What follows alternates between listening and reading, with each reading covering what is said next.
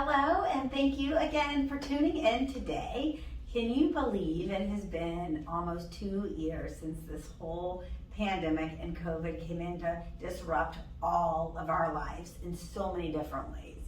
It is hard to believe we've made it to the 2-year mark, but hopefully everyone's finding their new norms and we're coming out on the other side and we're coming out better for it in many, many ways.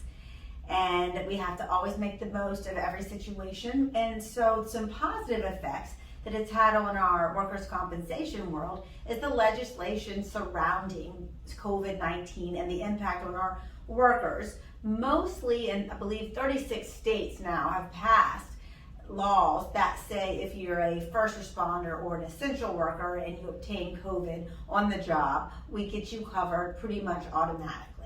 Now, hopefully we'll get the rest of the states there. And there's so many unprecedented things that have come up to make new precedent in cases where you're working from home, you're working remotely, you're working somewhat from home, somewhat from the office, maybe you're running errands in between for the office as well. So there's all these new facets that have come up in the workers' comp world because of COVID-19, and it's really exciting.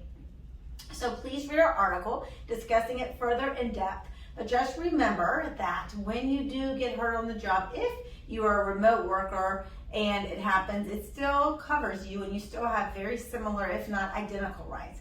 And certainly we still have COVID-19 around in our front workers, frontline workers, as well as our essential workers are out there fighting hard, and all of you are protected and deserve that protection.